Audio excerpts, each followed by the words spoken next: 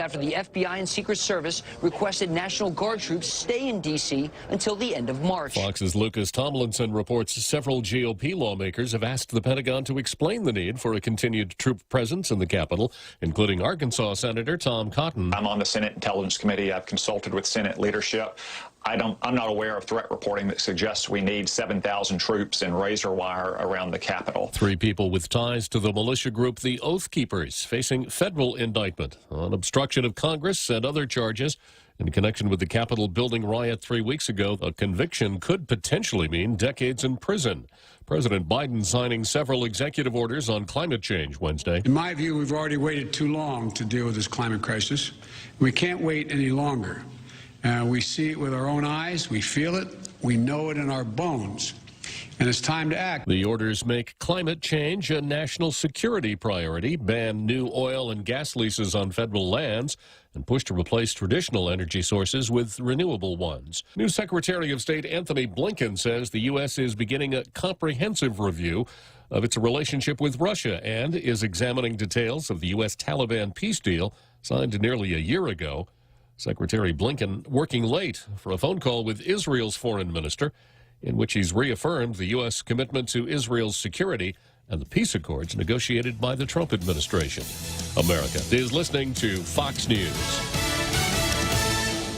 You've heard of double mile credit card rewards? You can forget all about that. At First Hawaiian Bank, we're stepping it up. Not 1, not 2, not 3, not even 4 times. You guessed it. First Hawaiian Bank is giving you 5 times the miles. Use your First Hawaiian Bank credit card and get rewarded 5 miles for every dollar spent with qualifying purchases at grocery stores. Plus 20,000 bonus miles. Learn more at any First Hawaiian Bank branch or go to FHB.com to apply today. First Hawaiian Bank. Equal housing lender, member FDIC. Chili's is bringing you a full meal offer with 3 for Me for just $15. You get a beverage, a starter, and an entree. First, choose from a refreshing Coca-Cola or iced tea, pick a starter, then select your choice of a mouth-watering entree, like Cajun pasta with grilled chicken, ranchero chicken tacos, or the savory Santa Fe burger. Dine in today or visit chilisguam.com for delivery and to-go options. Chili's, 3 for Me for just $15. Available for a limited time. Chili's, savor the moment. .com. Negotiations continue in Chicago to coax school teachers back to their classrooms during the pandemic. Thousands of teachers and staff were supposed to report to school Wednesday to prepare for reopening next week, but they stayed home after the Chicago Teachers Union rejected a proposal for reopening, calling it unsafe and unacceptable. Mayor Lori Lightfoot says both sides need to move more aggressively to get a deal done. We need more time at the bargaining table. We've been at the table every day this week, but 40 minutes a day is not enough. But the mayor remains optimistic. I think we can get a deal done. We are committed to doing just that. The teachers union wants to delay reopening until staff are vaccinated. Steve Rappaport, Fox News. The Biden administration now projecting as many as 90,000 Americans will die from the coronavirus in the next 4 weeks. In Oregon, a snowstorm creates an impromptu roadside coronavirus vaccine clinic. Oregon health workers stuck in a snowstorm on their way back from a COVID-19 vaccination event went car to car, injecting stranded drivers before several of the doses expired. Josephine County Public Health posted on Facebook the impromptu vaccine clinic took place after about 20 employees were stopped in traffic. 6 of the vaccines were getting close to expiring. All the doses were administered, including one to a sheriff's employee who had arrived too late for the clinic but ended up stuck with the others. Tom Rigotti, Fox News. Apple says it will roll out a new privacy control in the spring to prevent iPhone apps from secretly tracking people. The rollout delayed to placate social media companies that depend on data surveillance to help them sell ads. The app tracking transparency will be part of an iPhone software update. Fed Chair Jerome Powell says the Federal Reserve will continue to push low interest rate policies until an economic recovery is well underway, acknowledging the economy has faltered in recent months after beginning to recover from the pandemic.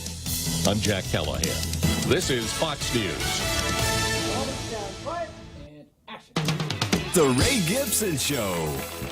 starring Senator Mana Silva Tyron as the news anchor. I'm Mana Silva Tyron, and I'll have your local news every morning. Life moves pretty fast, so stay with us to stay informed right here on The Point. Also starring Jerry Roberts as the Better Business Training Guru. Get out there and do something good today, like listen to us Monday through Friday, 6 to 10 a.m., where we go extra for you.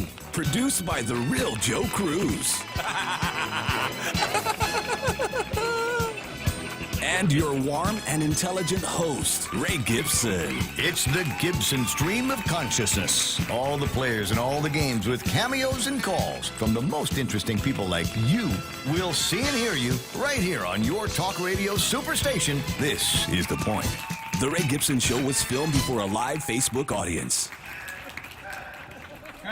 Buying a house, apartment, or condo? Selling your home or property? Or maybe you're renting a house, apartment, or condo on Guam. Whatever your real estate needs are, you can count on the professionals at Horizon Properties to take care of you. Call Horizon Properties at 646-7616 or 777-7792. You can also visit them at horizonproperties.com or follow them on Facebook at Horizon Properties Guam. Maria Miller and the professionals at Horizon Properties. All you need to know in real estate. Featuring the latest special at Mezcla, Manopua, baked barbecue pork buns, Chinese-style barbecue pork in buttery pastry, $30 for a dozen. Call 479-2652 or 2653 to place your order. Welcome to Tall Tales with Bob Klitzkie, the only show on talk radio where common sense is a lot more common. Phone lines are now open at 888-TALK. That's 888-8255. And now, The Point proudly brings you Tall Tales with Senator Bob Klitzkie. A well-regulated militia being necessary to the security of a free state, the right of the people to keep and bear arms shall not be infringed. Every day for the last couple, 2, 3, 4 years, I've been saying that. And I'm going to keep saying it as long as I can talk. It's important. It's a way of showing that I and many of you, most of you, maybe all of you out there in our international radio listening audience have great respect for the United States Constitution and the way of life that it provides.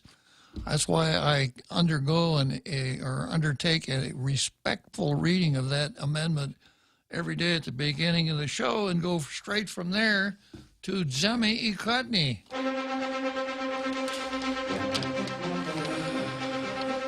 Which is my backwards play on words. Jemmy Ikutni, press the meat. We reverse it and translate it to English. Meet the press. Except my Meet the Press is a whole lot better than Chuck Dodd's. I take a look at the local newspapers and what they run on their editorial page. I'm oftentimes unmercifully critical of what they do and how they do it. And when something catches my eye, the better of the two editorials will get a blue star. And right now, the Guam Daily Post is leading the parade substantially, having achieved, let's see here,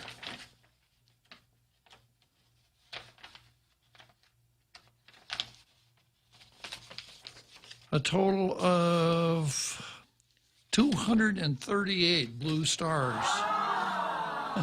To the Daily News is 57. The Daily News, I think, is a classic example of learned helplessness.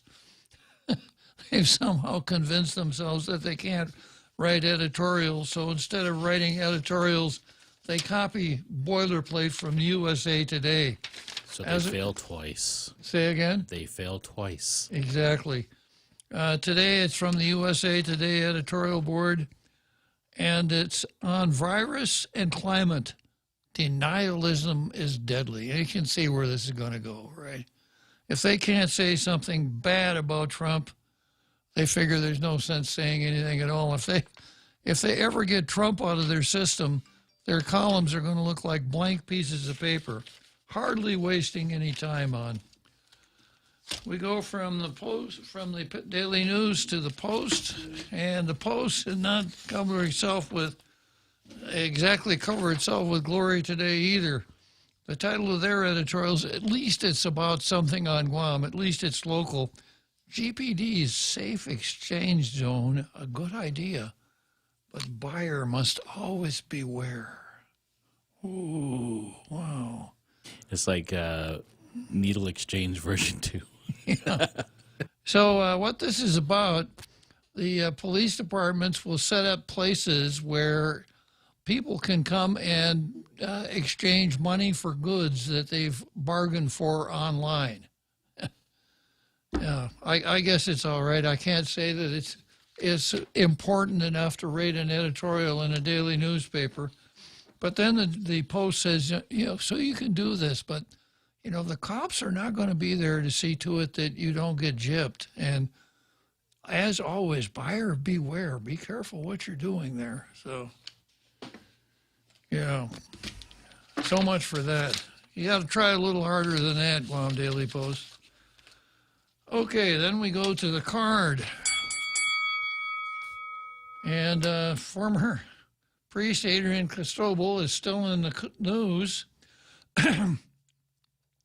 as is the archdiocese, the bishop of which defrocked him, because tomorrow the archdiocese is running their March for Life. Well, the best they could do, the closest they could come to a March for Life, which is quite momentous. And ironically, the American Civil Liberties Union found a couple of doctors in Hawaii to bring suit against portion of our abortion law, and sued just a passel of folks here on Guam. They got Snow White, they missed about half of the dwarfs, and Goldilocks and one of the bears, but they sued just about everybody else. And of course, the idea is that we want to make abortion is a constitutional right. So they're just enforcing constitutional rights. But, the title of today's program, I think, is right on point. And this is from Mother Teresa, any country that accepts abortion is not teaching its people to love, but to use any violence to get what they want. It's not about love, yeah.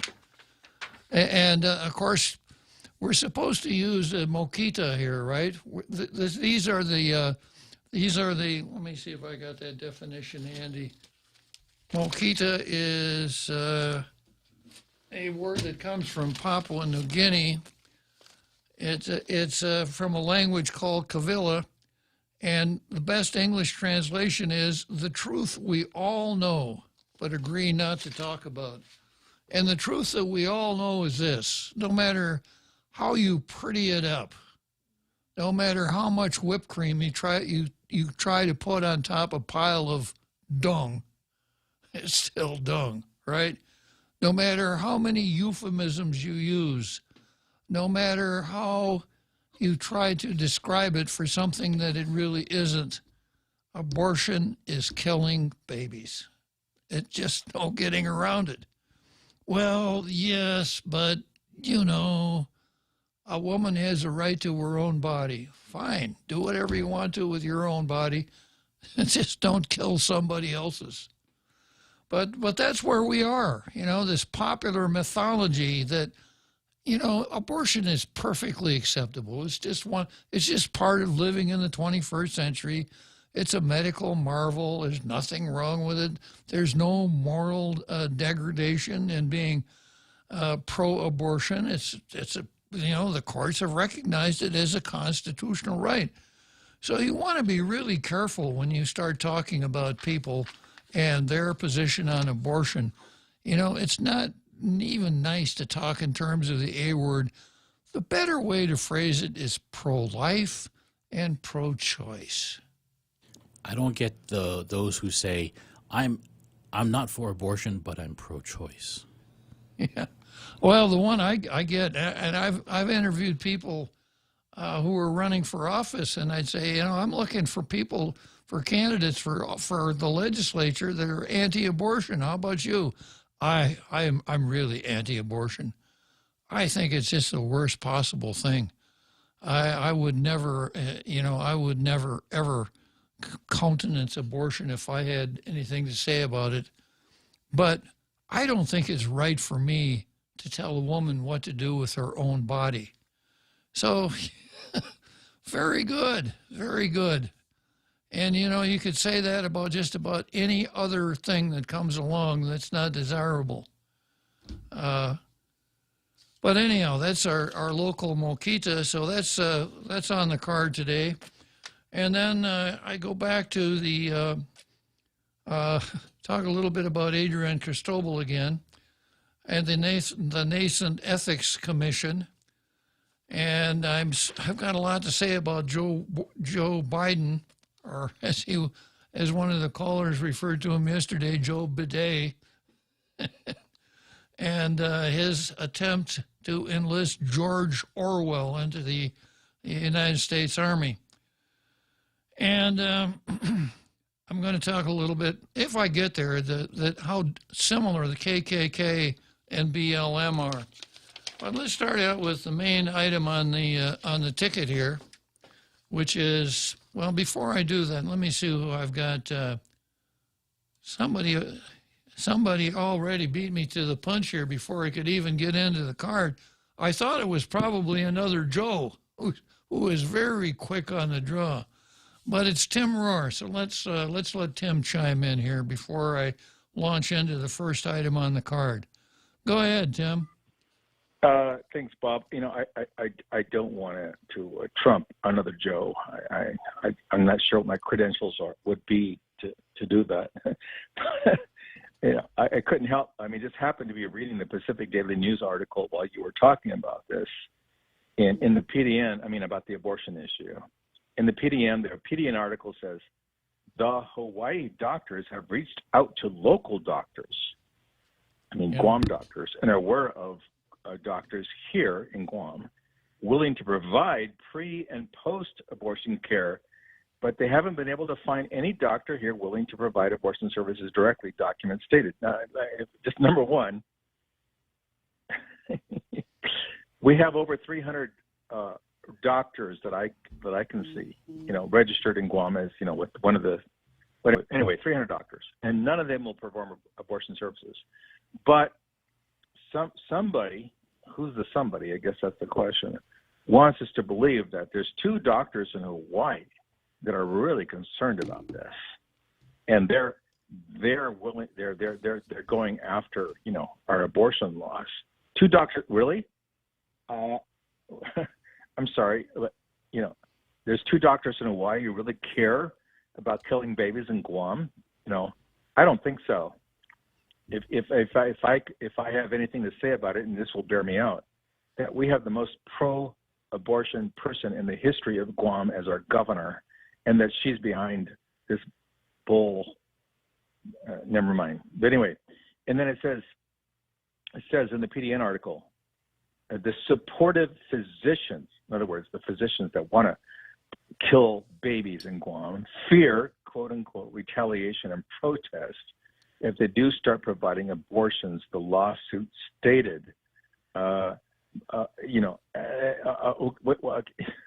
have to laugh at all this. I mean, I really do. Guam, in 2008, when a friend and I started what's called the Esperanza Project to see what we could do to put some limitations on abortion in place, Guam was the most permissive place with the U.S. flag in the whole United States relative to being able to procure an abortion. There was next to nothing that prohibited women from killing their babies in Guam. Despite all this BS about us being Catholic and this nonsense or whatever, our Catholic hierarchy at the time saw to it that we did not do anything to retaliate against anybody who wanted to kill babies on Guam. And in fact, the abortion reports actually show that 2/3 and more, up to 71% at one point, of the babies that were killed on Guam were of Chamorro ethnicity, meaning most likely they were Catholic. So this is all, you know, I'm going to do something about this because this really drives me crazy. That, you know, that we now have a Catholic governor and the first woman governor who's really behind this nonsense. About 2 Hawaii doctors are really concerned that local Chamorro women cannot find a doctor on Guam, even though there's 300 of them, to kill their babies. So, you know, they're filing suit against the government of Guam, you know, so that they can do this telephonically, you know, and make sure that we can kill Chamorro babies in Guam. Tim, let me jump in here and say something about this. Please. About the 300 doctors on Guam. Right. I know some of them, a couple of them pretty well. And I've mentioned on the show before that the reason I went to law school instead of medical school was that my handwriting isn't bad enough to get into medical school. So I was never a doctor or never played one on TV. But my understanding of doctors, of the medical profession, is that it's their aim to save lives, and to make people healthy. So for a doctor to say, yeah, I'm a doctor, but I do abortions, is kind of like a lawyer saying, you know, I'm a defense attorney. I defend criminals, and boy, have I sent a lot of them to prison. I'm really good at what I do. Actually, my experience with lawyers would probably back up your side of that. I don't to pretend to defend doctors, but the fact is this: that after the 2 long-time, decades-long, actually, abortionists, what was the name? Freeman. What was the other guy? Started with a G. Griley. Were killing up to 600 babies a day after they, quote unquote, retired. Guam, the government of Guam, specifically the current governor, Lou Leon Guerrero, and her little sidekick, what's her name? Jane Flores. Jane Flores cannot find, out of 300 doctors on Guam, it cannot find a doctor who will kill babies. So they've spent government money, you know, and actually this was the headlines until COVID took over. They've spent, I don't know, tens of thousands. I think Flores, or her office, was funded to the tune of $50,000 to $60,000 a year, and her loan assignment was to find somebody to come to Guam and kill Chamorro babies. Well, all babies, but 63% pursuant to the last abortion reports were Chamorro babies.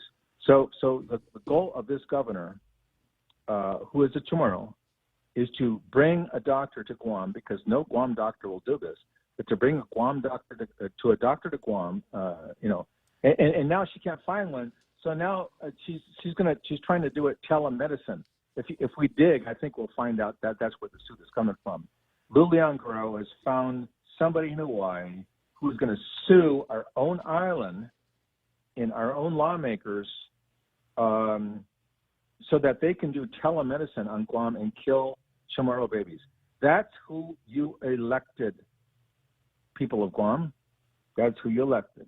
And she's spending your money to find, to get somebody to come here and be able to telephone in, you know, how to kill a Chamorro baby. There's 33% of Guam is now Chamorro, due to, I mean, Chamorros are even a minority in their own islands, what I want to say. And if you go back to 1990, where the famous, what's her name again? Elizabeth Areola. She bemoaned the fact that 600 babies a year were being killed at GMH, murdered by abortion at GMH. And I think I seem to remember this, that she made the point, like, what is the point of us arguing for Chamorro nationalism, Chamorro rights, Chamorro whatever, when we're killing the Chamorros? And that's exactly what's happened, and that's what this governor is doing. She is killing the Chamorros, and she couldn't find a doctor to come here and kill more babies. So she hired Jane Flores, paid her $60-something thousand a year, to find somebody to come here and kill more Chamorro babies. And since we can't find somebody to come here and kill Chamorro babies, now we're suing our own government, via some couple of doctors in Hawaii who want to make money off the people of Guam, so they can they can telephone in how to kill Chamorro babies. You can't make this up, Bob. You can't make this up. I'm just having. I shouldn't say beside myself, but I don't know what else how else to describe this. This is who Guam has elected. I'm not blaming Lilian Guerrero. The people elected her. Her views were not secret.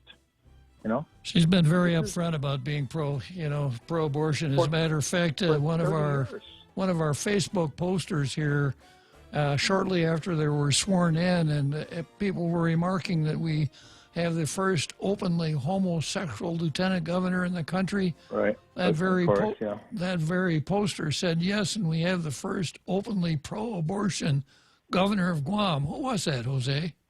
Hoseby. Okay. My twin brother. Got to take a break, Tim. Thanks for calling. Okay. Go to it, Bob.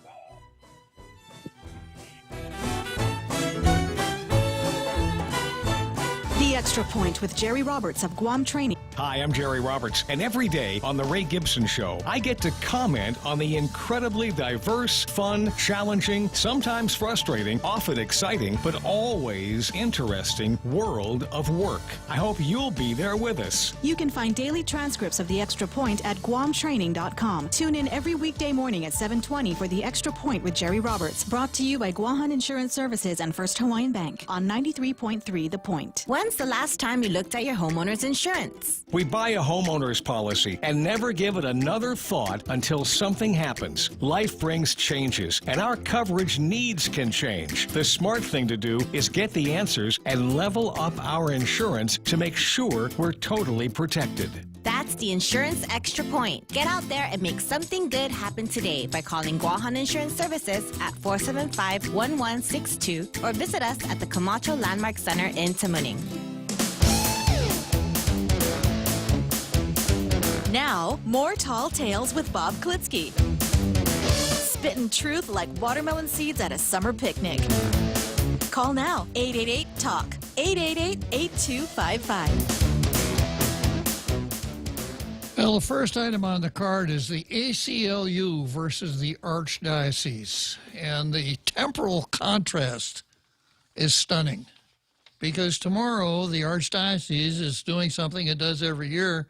I've got a story here from PN, from the Pacific News Center. The Archdiocese of Agana will show solidarity with Catholics across the nation in peaceful prayer for opposition to abortion, with churches of the Archdiocese celebrating Masses at 4 p.m. on Friday.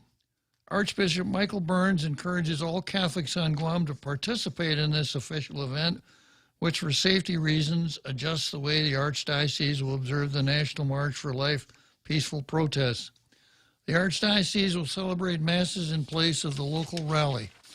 Archbishop Burns will, the faithful National March for Life organizers have adjusted their annual activities protesting the legalization of abortion through Roe versus Wade this year because of the global pandemic. In light of the fact that we are in the midst of a pandemic which may be peaking, and in view of the heightened pressures that law enforcement officers and others are currently facing in and around the Capitol, this year's March for Life will look different. March for Life organizers declared in a statement on their official website. So no March for Life here on Guam tomorrow. Mass at 4 o'clock.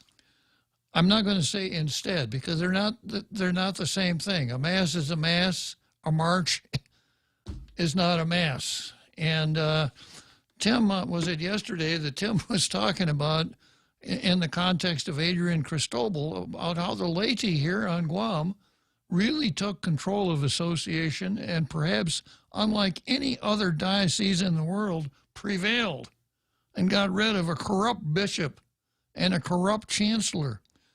And Tim laid it all on kind kind of an old saying that infantrymen used to always used to advance when people would talk about how you win battles.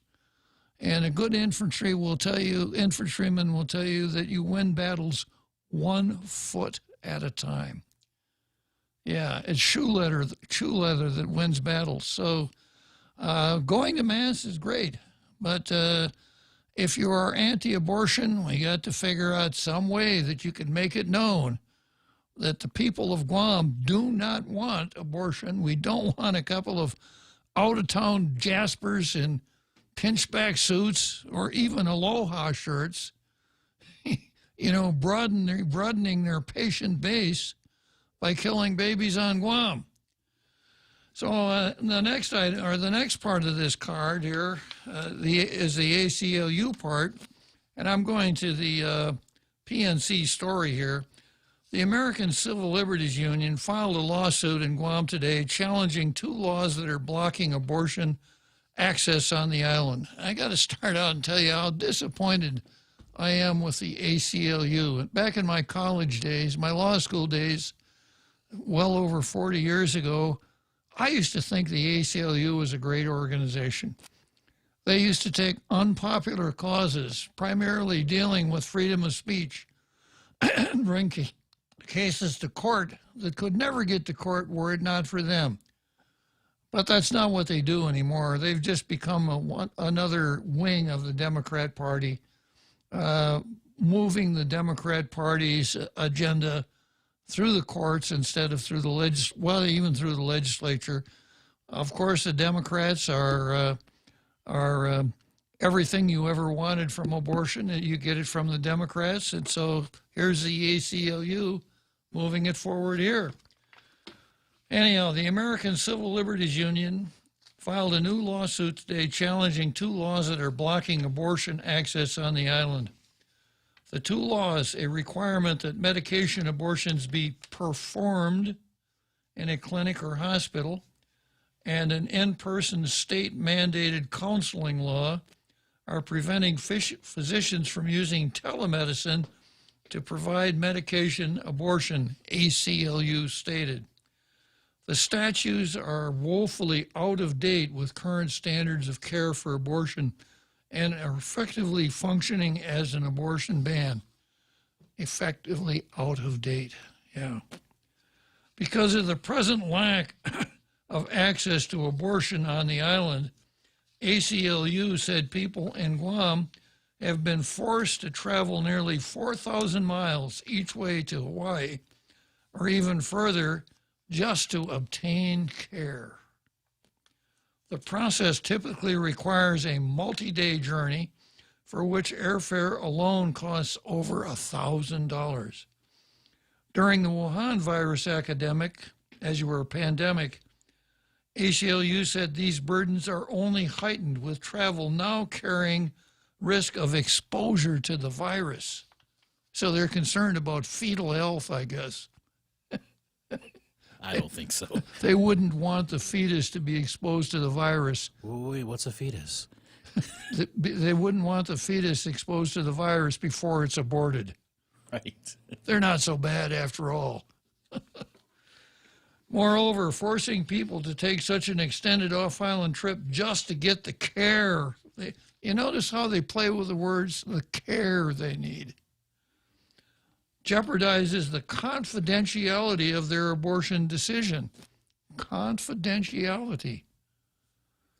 A person in Guam who has made the decision to have an abortion should be able to access the care they need in their community without a 4,000-mile flight, without government-imposed barriers, and without shame. Where does the shame come from? If abortion is a constitutional right, it's the woman's freedom, right to choose and all the rest. Where does the shame come from? Exactly. Yeah. I go to the doctor. In fact, I've been going to the chiropractor a lot lately. I don't know if you heard Ray the other day, but he called me and I was just outside the door of the chiropractor when I answered the phone. He wanted to know why I had to go to the chiropractor. And I said, well, you know, I so around so hard to pat myself on the back.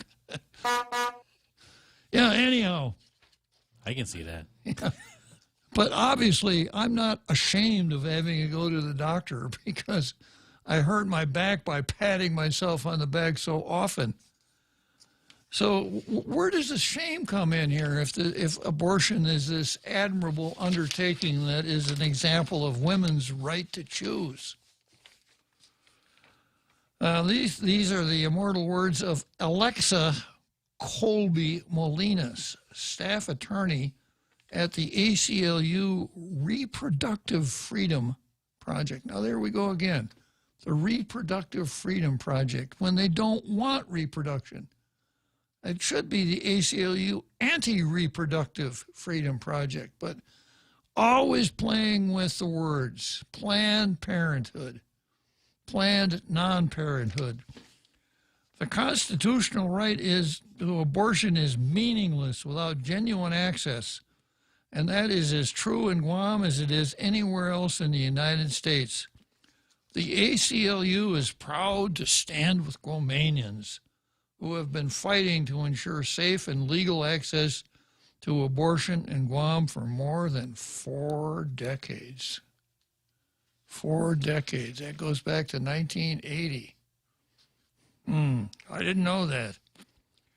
As with all abortion restrictions, ACLU said these laws now here we go, disproportionately harm people of color. And if you can't get there anywhere else, you gotta throw the racist angle in there. That's mandatory in these days of Robin DiAngelo and white fragility and critical race theory, etc. But this is really ironic. ACLU said these laws disproportionately harm people of color and people with low incomes. And Jose, correct me if I'm wrong here. I understand that ACLU's greatest profit centers are in neighborhoods inhabited by African Americans. Is that correct? Yep, they are. Yeah, so they purposely locate their abortion centers in locations that are inhabited by African Americans, and the number of African Americans that they've aborted is really stunning. So, this is, I don't know if this is better labeled gaslighting or hypocrisy, because the thrust of what the abortionists do does disproportionately harm people of color, not because they don't have access to it, but because the Planned Parenthood and the abortionists are pushing it towards them so hard. In Guam, ACLU said the burdens posed by these laws fall most heavily on Chamorro people. Because, well, you know, we have to throw race in there somewhere, otherwise we're not playing all the cards in our deck. Lack of abortion access in Guam also creates unique burdens for the many U.S. service members and military dependents who live on island and are subjected to additional federal laws designed to push abortion out of reach. Yeah. All right, I'm going to put you on hold. Don't go away. Your mic is on, Jose. Sorry. Yeah. Advocates in Guam, led by Chamorro women, have long fought to secure safe and legal abortion access for our island. And I am proud to file lawsuit as part of that legacy today, said Vanessa Williams, an attorney in Guam and co-counsel in the case. Who is Vanessa Williams? I know a singer named Vanessa Williams. I don't think it's her. She almost made Miss America at one time, remember? Yeah, it's not the same lady. I don't think so. No, boy, I used the wrong word. Not the same person. I shouldn't say lady. Vanessa Williams, unless there are two on island, is the chairman of the Cannabis Control Board and has gotten a certain amount of publicity there. Interesting. Yeah, I don't think there's any connection between the two. And this is what Vanessa Williams said.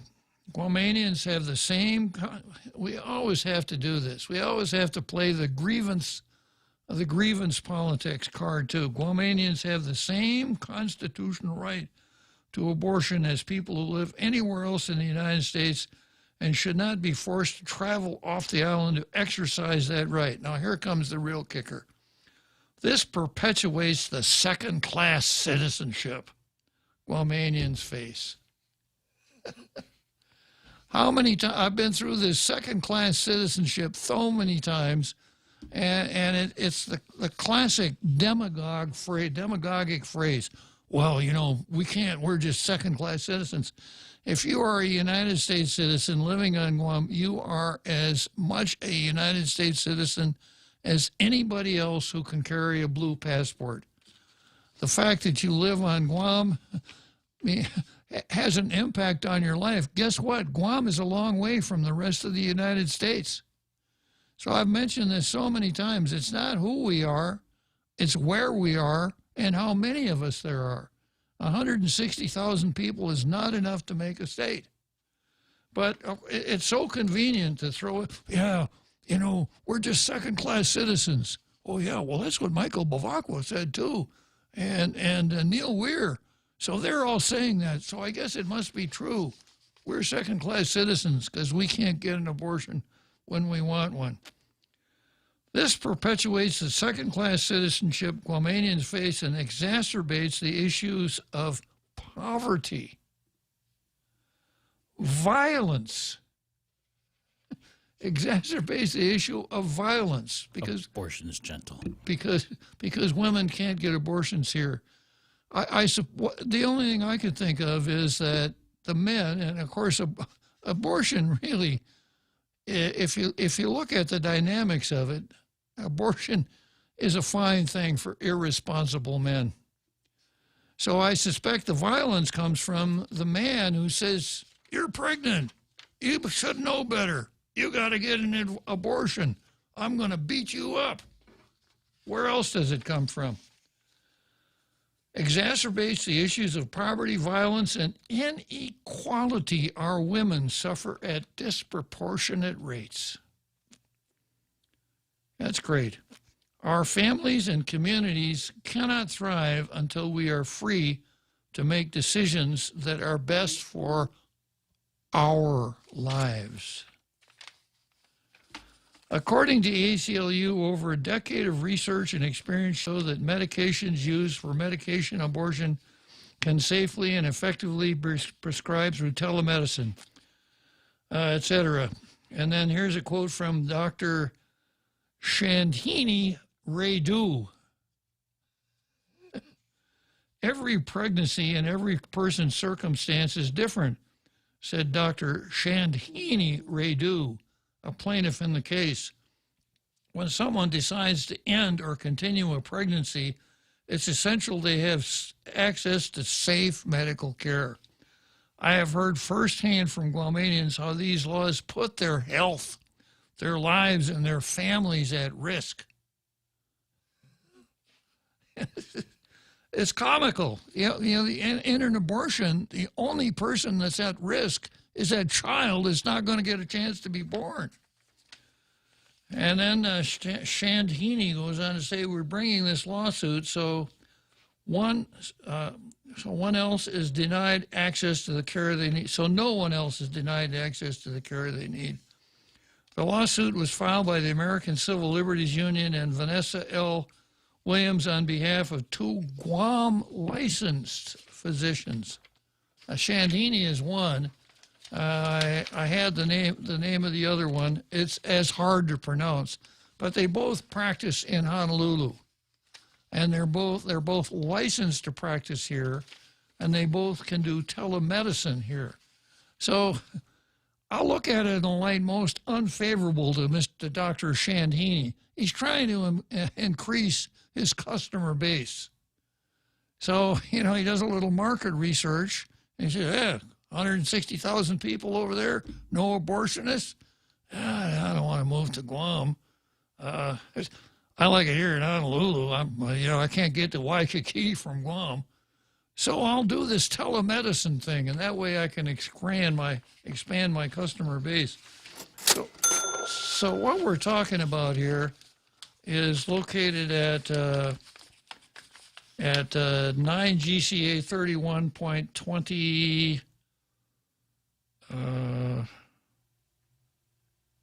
A2. And the constructing the statute, abortion means the termination of a human pregnancy with an intention other to produce a live birth or remove a dead fetus. An abortion may be performed in the physician's adequately equipped medical clinic or in a hospital approved or operated by the United States or this territory. So that has been interpreted to mean that doctors who are going to prescribe RU-486 for their patients, this is a really a hard one to meet, have to talk to the patients. Yeah. And like everything else, they have to meet the patients in their office. And having counseled the patient, they're within their rights, depending on the stage of the pregnancy, because the RU-486 wouldn't pass muster in Virginia, where Virginia, if you can't abort a child 2 minutes before it would be born, it doesn't count. So the suit then is to find that statute is unconstitutional. That's what it's really all about. So that these two guys from Honolulu who are so public spirited, they're not doing this for themselves. They're doing it for the women of Guam, right? They're doing it for the kids. They're doing it for the kids, yeah. So that's what it's really all about. Okay, I notice I got a couple couple folks in the green room here. Needless to say, I have another Joe who probably is chafing a little bit because Tim beat him to the punch today. And I've also got Mike. So let's start out with Mike, and then I'll go to you, another Joe. Wait a minute. It's about time for a break. Let's take a short break, and then I'll come to you, Mike, and another Joe. The vaccine is officially here, and we aren't just talking about the COVID vaccine, but a financial vaccine at Bank Pacific. We may not be doctors, but we can help you with your financial health. Whether to take advantage of today's crazy low rates, or just a local bank that has your back. At Bank Pacific, we want to help make 2021 your best year yet. Because for 66 years, where others put branches, we place roots, and we're rooting for you. Equal housing lender, member FDIC. Okay, Google. Hey, Siri. Hi, Bixby. Go ahead. I'm listening. Open the Point app. Opening. Live stream, on demand, swap stations, check out the visual radio. Get the free app available on the App Store and Google Play, or go to thepoint.gu. Half a day. This is Rocky Martinez, professional heavyweight MMA fighter. Nothing gets in my way when I go pro at Subway. Pack a punch with double the protein on any foot-long sub for just $2 more. For a limited time only. Subway. Eat fresh.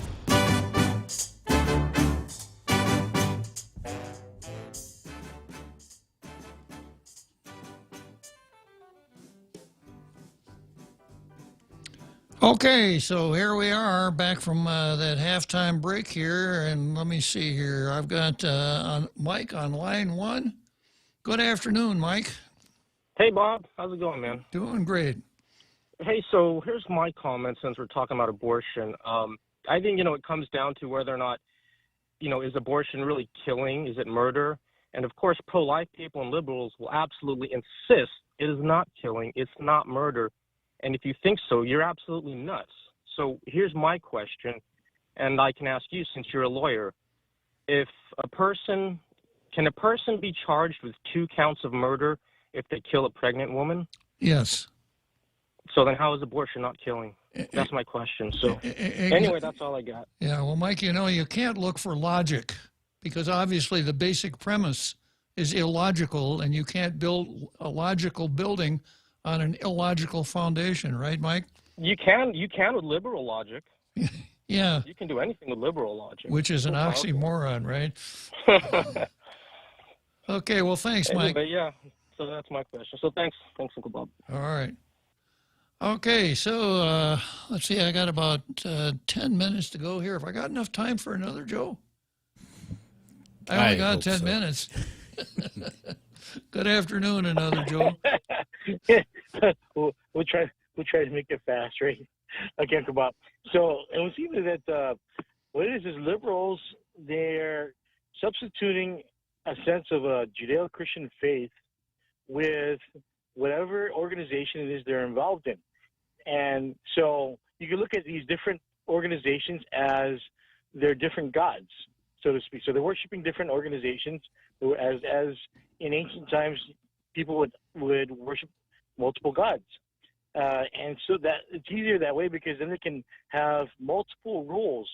And in a sense, if it needs to be a one-size-fits-all for them, or if they can't make that work, it's you have different rules because different gods require different sort of sacrifices or beliefs. So having said that, with regards to, like, as you said, it's not very logical that they can deny that this is a human being that the pregnant mother is going to give birth to, but they've found ways to make it acceptable in their minds. And when others have a difficult time accepting their logic, their rationale, the only thing they get to turn to is attempting to strong arm people and brainwash, saying that you must be the crazy person because you don't agree with me. And it's across the board. And that's the thing that's really troublesome is these are not stupid people, they're intelligent people. So they must know that they're being dishonest to themselves, let alone others, yet they're turning their heads the other way. So they've basically made a culture, the far left liberals, of turning their head the other way when it suits them. So in effect, to some extent, it's kind of like being a lawyer, right? So everyone in the far left liberal Democrat affiliation is to some extent a lawyer in practice, but not necessarily a very good lawyer. Having said that, the thing that we have to look at is that they're also, like I said, they're smart. So what they're playing on is fear. The women in question, depending on her demographic, her age, her background, she's going to be in fear of something. And it's usually attached to her surviving the pregnancy, coming to full term. So if it's an issue of a teenage girl, right, we have to look at the specific details on each background and how to alleviate those concerns. And if we don't approach it in this manner, as conservative, as a Republican, as a Judeo-Christian, it's going to be that much more difficult to interact and to connect with them. Was that fair? Did you think that would be fair to think about? Well, I'm more of a deontologist. I think that there are some principles that are eternal and immutable and cannot be amended, that they're always true all the time. And I start out with something like this. You, if anything, you have the duty to protect the helpless, not to use their helplessness against them in such a manner to hurt them or kill them. And it doesn't make any difference how old the mother is or the father or what their races are or how much money they have or anything else. That is a principle that's always true everywhere, all the time. And by the way, by the way, we've heard a little bit about, teenage pregnancy and everything like that, but the stats don't bear that out. The stats show that most abortions are mature women, their late 20s or their 30s, married. And we can only conjecture as to why a woman in that situation would want to abort her child. And the conjecture doesn't lead to a very nice result at all. But anyhow, that's the way I look at it. Abortion is always wrong and should never be tolerated. And people who advocate for abortion are advocating something that is evil. And there's just no nice way to express it or put it than that abortion is evil. And if you want to come out with a big flag that says, I'm for abortion, then don't be surprised when people say, that's evil. Yeah, I have to agree with that, Uncle Bob. However, I don't think it's a bad thing to say, hey, by the way, we have modern medicine. Modern medicine has solved all these fears, and so you're not going to have to worry about not surviving the pregnancy, not going to full term, not giving birth to your baby. You will survive it, and the odds of you not surviving it are even less than a plane crash or come up with whatever statistics they have. So in other words, you're going to survive it. Modern medicine, provided we have access to modern medicine. So I think what I'm trying to say, Uncle Bob, also is we need to be responsible and say, hey, do we have access to modern medicine to save the life of the child and the mother without any question? We have something far better than modern medicine. Okay. We've got Tom Shea. So Tom Shea can guarantee that across the board. Tom Shea can guarantee you that if you're his doctor, your doctor will be Tom Shea. Well, I only hope. I only hope that Tom Shea and the other doctors agree that we need to have a minimum standard of medical practice here on Guam, and it needs to be the top, the best, without any question. And that means that the survival rate of every single pregnant woman is not 100%, it's 99.99999%. Well, and we have to have the same percentage for the unborn children too. Another Joe. Exactly. Yeah. Exactly right, Bob. Thanks for your time, Bob. Appreciate it. Okay, good talking to you, another Joe. Well, we made it. I got an interesting post here from Donamila Taitano.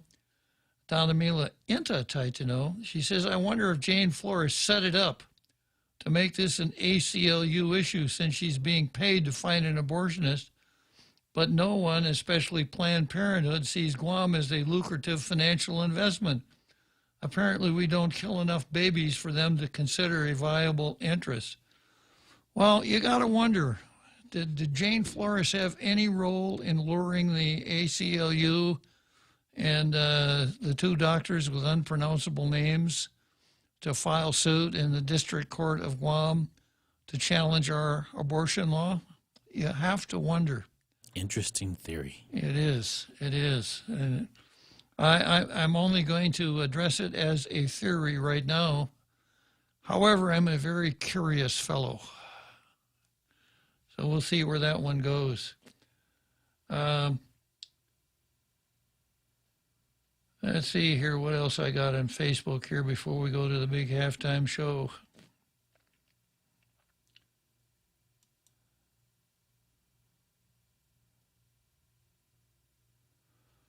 Okay, well, let's see. We got about, 1 minute before we go to the big halftime show? Couple seconds. Couple of seconds. Tim Rohr put something on Facebook I think is important as well. Okay. It's not just an evil, it's intrinsically evil, which is not something that's something that the Catholic Church uses also. Yeah. Where is that post? I can't see it. One of the more recent ones.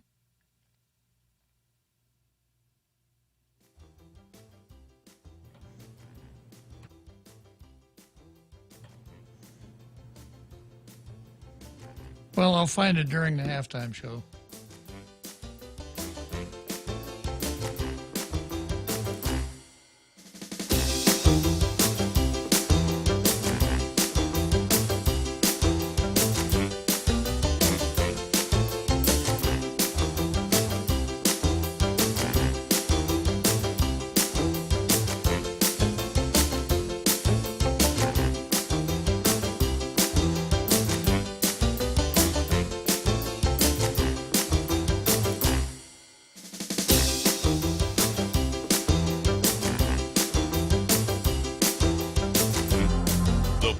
is KUSG, Hagåtña, Guam, 93.3 FM and 104.3 HD3. A domestic terror warning. I'm Jack Callahan, Fox News. The Department of Homeland Security issuing a bulletin warning of continued potential for violence at the nation's capital, telling Fox News March 4th could be a target date. That's when presidents used to be inaugurated, but the Department of Homeland Security says they know of no specific credible threat. About the National Guard troops stationed around the Capitol, Kentucky Republican Congressman Thomas Massie claims it's just political optics. They've promised that these soldiers will be there during the impeachment trial. You see, the impeachment trial in the Senate is unconstitutional, but unless they give you the impression that Donald Trump created something that's still going on, then there's no reason to have an impeachment trial. So they want the soldiers there for that. Indictments related to the protests at the Capitol earlier this month. 3 members of a militia group have been charged with conspiracy, obstructing Congress, destruction of government property, and unlawful entry. Virginia Senator Tim Kaine working to build support to censure former President Trump, acknowledging they likely don't have the votes for an impeachment conviction in the Senate. Executive orders signed by President Biden Wednesday making fighting climate change a national security priority. More Americans see and feel the devastation in big cities, small towns, coastlines, and in farmlands, in red states and in blue states. And the Defense Department reported that climate change is a direct threat to more than 2/3 of the military's operational critical installations. The president also banning new oil and gas leases on federal lands and pushing for a conversion away from fossil fuels. Florida Republican Senator Marco Rubio reacting on Fox News Primetime. I'm very concerned about the policies because they sound like a checklist of all the dreams of the radical left that are being put in place by executive order. Unprecedented, over 35 at last count in less than a week. America is listening to Fox News. The vaccine is officially here, and we aren't just talking about the COVID vaccine, but a financial vaccine at Bank Pacific. We may not be doctors, but we can help you with your financial health. Whether to take advantage of today's crazy low rates, or just a local bank that has your back. At Bank Pacific, we want to help make 2021 your best year yet. Because for 66 years, where others put branches, we place roots, and we're rooting for you. Equal housing lender, member FDIC. Half a day. This is Claire Manglona from Security Title with an important warning. Wire fraud is real, and home buyers and sellers are one of the biggest targets, even on Guam. When sending money by wire transfer, be sure to confirm the wire instructions by phone, not email. In this case, it's good to be suspicious and know who you're dealing with. Let the professionals at Security Title work with you to minimize loss due to wire fraud. We are here to help. Many Senate Republicans still balking at a proposed $1.9 trillion coronavirus relief package, calling it too expensive and loaded with items not related to the pandemic. South Carolina Democrat Congressman and House Majority Whip James Clyburn telling the Fox News Rundown podcast not acting could be more expensive. What is the cost of this economy if we don't get people vaccinated, get people with money in their pockets, get people health care? That is going to be a cost far beyond $1.9 trillion. Hear the complete interview on the Rundown at foxnewspodcasts.com. Newly confirmed cases of the coronavirus dropping in many states over the past 2 weeks, leading to a loosening of some restrictions, but also an eye on more contagious variants of the virus that could trigger new lockdowns.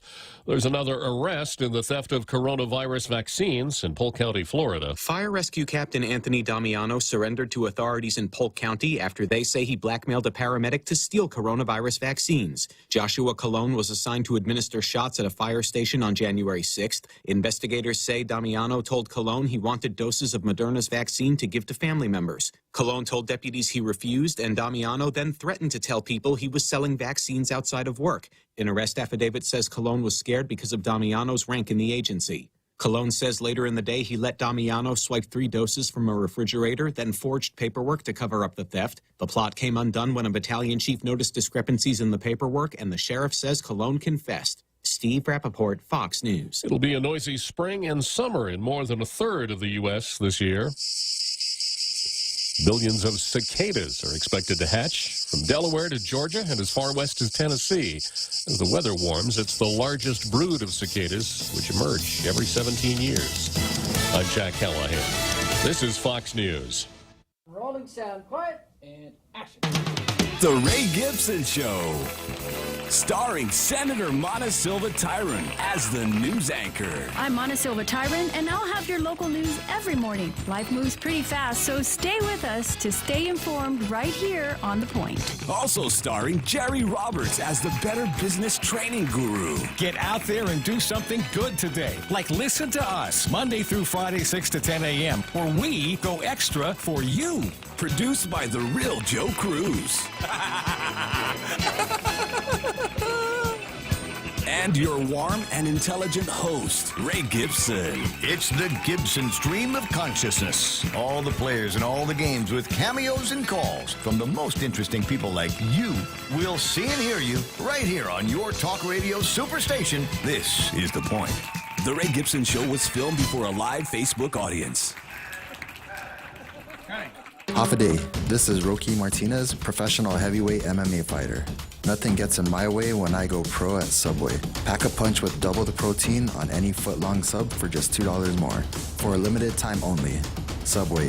Eat fresh. Buying a house, apartment, or condo? Selling your home or property? Or maybe you're renting a house, apartment, or condo on Guam. Whatever your real estate needs are, you can count on the professionals at Horizon Properties to take care of you. Call Horizon Properties at 646-7616 or 777-7792. You can also visit them at horizonproperties.com or follow them on Facebook at Horizon Properties Guam. Maria Miller and the professionals at Horizon Properties. All you need to know in real estate.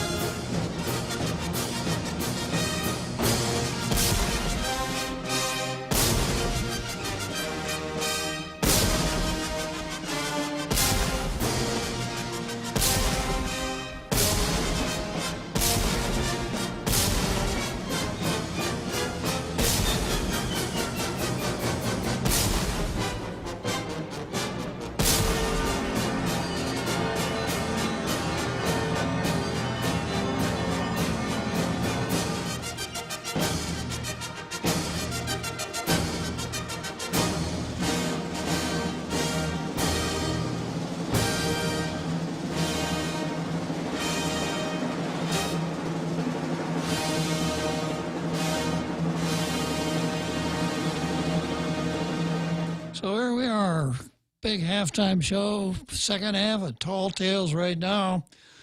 We spent the first half of Tall Tales talking about the lawsuit brought by the American Civil Liberties Union against several local folks here in order to make inoperative our statute that requires that an abortion medicine be prescribed in a doctor's office and not by telemedicine. And one of the phrases that came up was evil. And Tim mentioned that intrinsic evil. That's a pretty interesting phrase, intrinsic evil. I thought I knew what the word intrinsic meant, but I just went to Dr. Google here for a good definition. Intrinsic evil, in short, intrinsic evil is invoked to describe certain kinds of human acts that can never be morally justified or permitted, regardless of the intention of the person who performs them or any circumstances within which they take place. Intrinsic evil. And that's what I meant by always wrong, every time, every place, no matter what. So it's quite interesting to see how the left-wingers take something that seems to be as absolute as that, an intrinsic evil, and gaslight and manipulate the English language in such a manner that they convince at least themselves that it's not intrinsically evil, but that it's moral.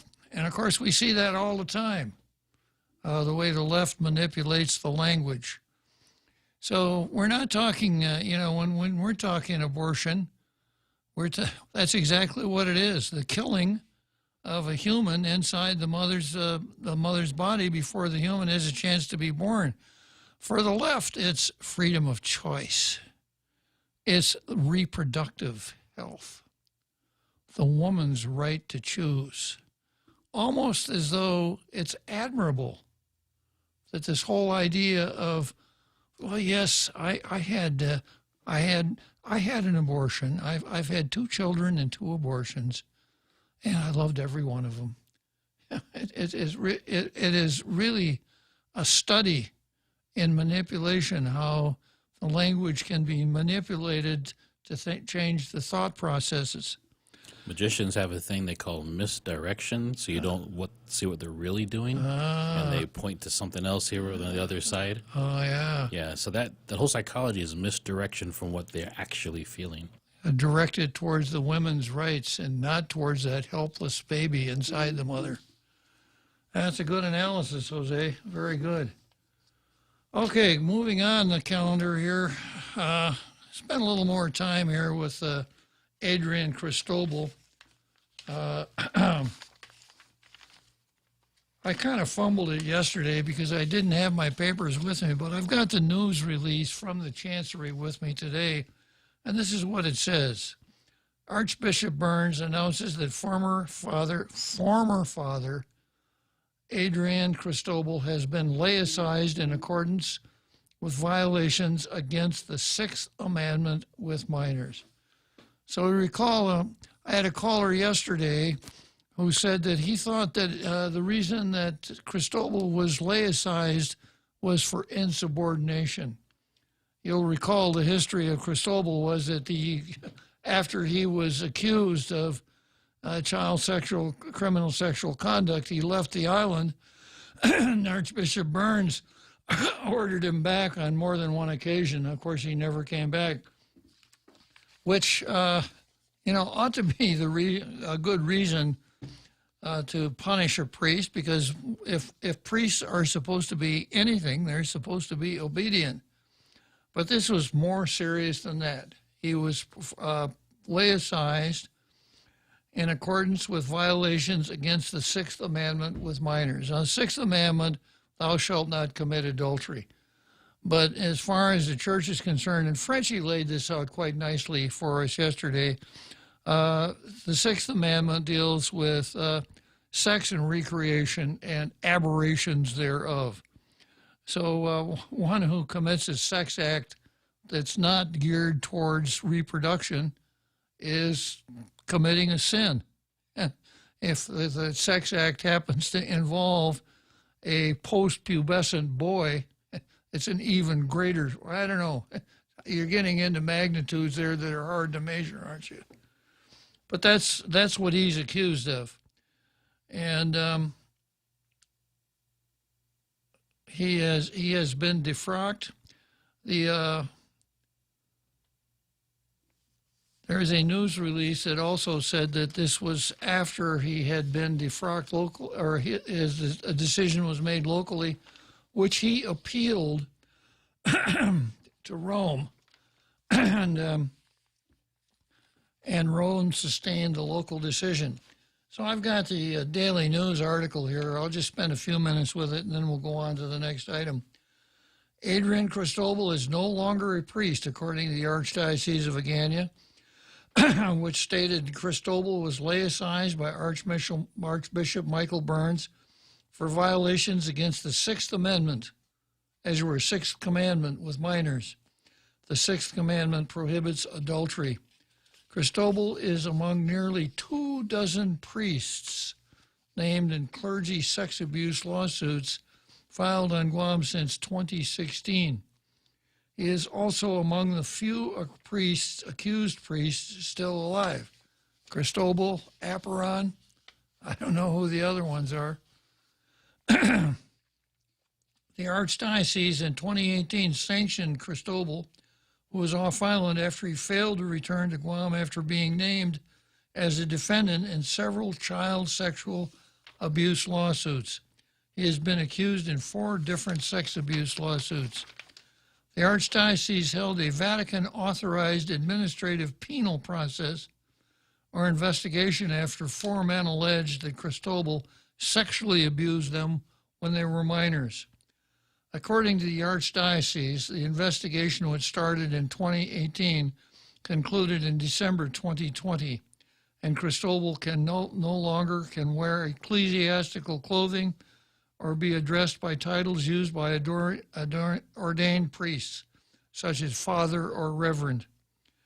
He is deprived of clerical offices, functions, and any designated power granted to him as a cleric.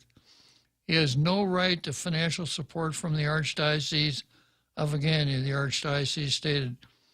The Archdiocese stated it will not comment further on the matter because of ongoing litigation. The Church is a defendant in dozens of child sex abuse civil lawsuits naming Guam priests. The Archdiocese in September 2016 reassigned Cristobal from the Barrigada Church, which was the location of much of the alleged abuse, to Humatak. Cristobal at that time sent an open letter to parishioners stating he was denied due process before being transferred. Wow.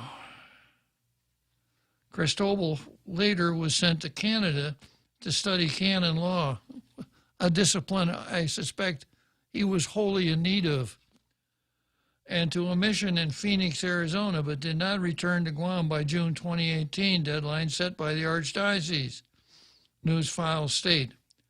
Here are the allegations against Cristobal according to lawsuits. The accusers are identified in court documents only by their initials. Okay, someone named J.E. said Cristobal sexually molested and abused him when he served as an altar boy at San Vicente Ferrer San Roque Catholic Church in Barrigada from about 1995 to 1997. He was about 10 or to 12 years old at the time. A man named JCC said, over a period of more than 15 years from approximately 1995 through 2013, starting at the age of 11 and ending at the age of 25, JCC was repeatedly sexually molested and abused by Father Adrian. The sexual abuse included fondling, groping, masturbation, oral copulation, digital penetration, and penetration. Nice guy, you know, a great priest. The abuse, according to the lawsuit, happened at several places, including San Vicente School, Barrigada Parish, Maina Parish, Cristobal's residence, and in his vehicle, as well as at his private beach in Ipan. Wow. Yeah, really nice behavior. No wonder he didn't want to come back.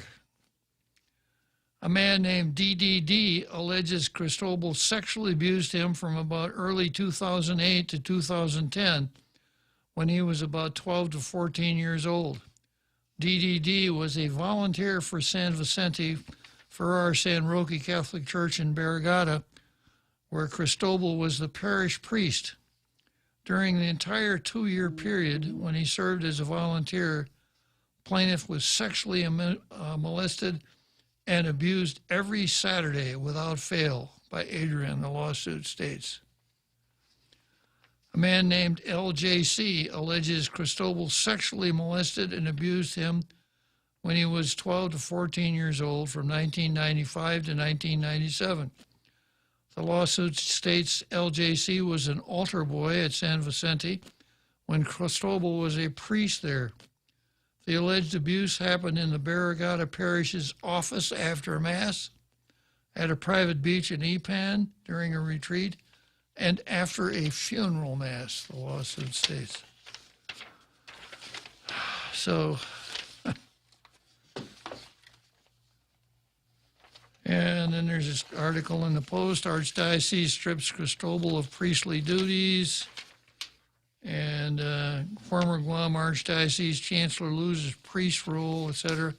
So this guy was number 3 in the Catholic Church during the Aparon regime. Very nice. Left a really nice legacy behind him. Just in contrast, there was a cardinal from Australia, I don't know if you remember Cardinal Pell, who similarly had accusations levied against him. Yep. And he was in Rome at the time. He packed up his bags, went back to Australia, faced the charges, was convicted. The conviction was overturned, but he did spend some time in prison. He was exonerated, of course. Yes. But he came and faced his accusers. He did, yeah. He didn't run away and hide. And that's, let me see if I got that part of the article here.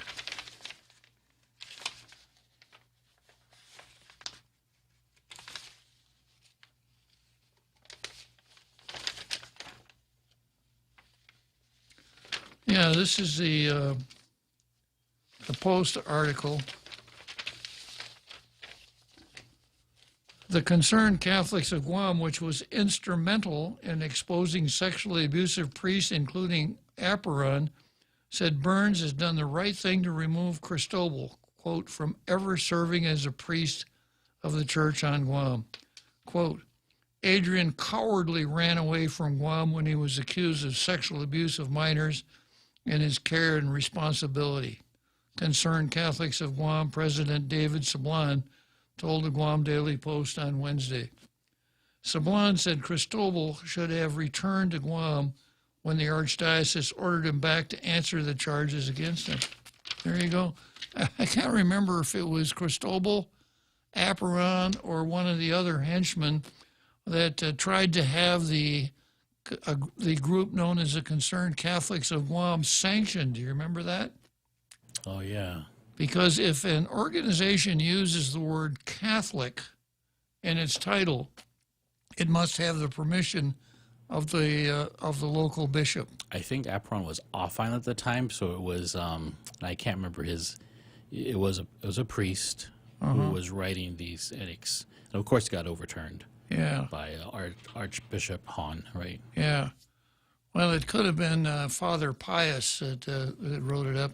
It's the other one of the younger ones. Perhaps the greatest misnomer in the history of the Catholic Church, Father Pius. If I say what he's referenced to, oranges, I think somebody will remember who this priest's name was. Oh yeah. He was the one, huh? He was the one that wrote that. Yeah. Yeah, that would have been Edivaldo. There you go. Yeah, Edivaldo, sanctioning the Concerned Catholics for the impermissible use of the word Catholic. Well, here it is. Okay, and then I wanted to talk a little bit more about the Ethics Commission. I touched on this yesterday.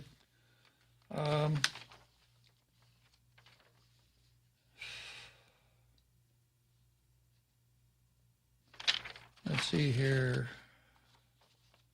Although the Ethics Commission was created in 1996, it was never active until the current administration, with Lulian Guerrero appointing its first members in 2019. I was skeptical at the time because she appointed the members, didn't do anything to provide them with funding or any kind of support at all. And my ruling was that this is just window dressing. When it comes time to run for re-election, she can say, one of the first things I did in office was impanel the Ethics Commission. Parenthesis, they didn't do squat, but I set it up. So Acting Governor Josh Tenorio signed an executive order March 1, 2019, reviving the commission, stating the administration's priority is to hold all GovGuam employees to the highest ethical standards. The newly appointed commissioners met for the first time in September. It took a March to September to meet. The Ethics Commission was not funded until the current year, except for the fact that Chief Steve Ignacio, former Director of Land Management Michael Borja, and Commissioner Joey Duenas of the CCU all paid a $1,000 fine into the Ethics Commission fund. for violating the open government law. That's $3,000. So it wasn't that they weren't funded. And now has a budget of $194,000, which will allow it to hire an executive director. And then, again, I don't know if this is just this is Jerry Partito. I don't know if Jerry doesn't know or if he's going with what Shannon Murphy told him. Because the story says their executive director must be appointed by the governor based on the commission's recommendations and confirmed by lawmakers. This is something that apparently Shannon knows that nobody else knows because it's not the way the law reads.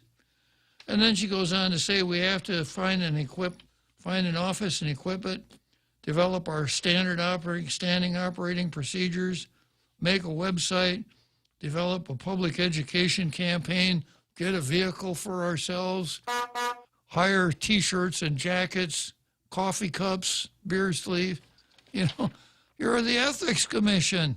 Sit down and get to work. Not happening. Okay, next we have,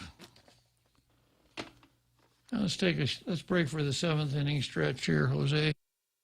Chili's is bringing you a full meal offer with 3 for me for just $15. You get a beverage, a starter, and an entree. First, choose from a refreshing Coca-Cola or iced tea, pick a starter, then select your choice of a mouth-watering entree, like Cajun pasta with grilled chicken, ranchero chicken tacos, or the savory Santa Fe burger. Dine in today or visit chilisguam.com for delivery and to-go options. Chili's, 3 for me for just $15. Available for a limited time. Chili's, savor the moment. The Extra Point with Jerry Roberts of Guam Training. Hi, I'm Jerry Roberts, and every day on The Ray Gibson Show, I get to comment on the incredibly diverse, fun, challenging, sometimes frustrating, often exciting, but always interesting world of work. I hope you'll be there with us. You can find daily transcripts of The Extra Point at guamtraining.com. Tune in every weekday morning at 7:20 for The Extra Point with Jerry Roberts, brought to you by Guahan Insurance Services and First Hawaiian Bank on 93.3 The Point.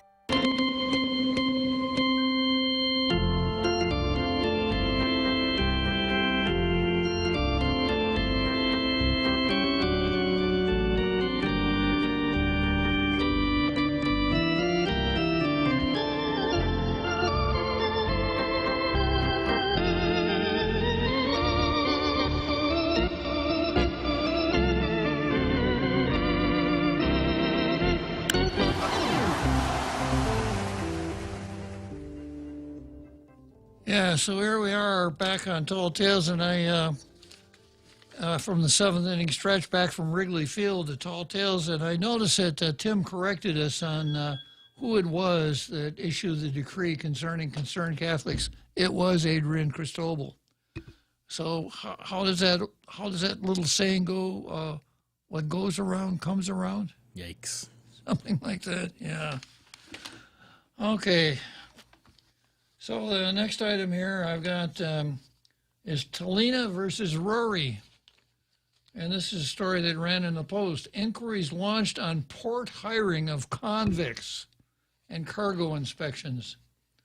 The senator who chairs the committee that has oversight over the Port Authority of Guam has launched a formal inquiry into the hiring practices at the port and the justification for any past hiring of individuals with a criminal history. I guess Talina didn't read the paper. He did everything right. Senator Talina Cruz Nelson issued a letter to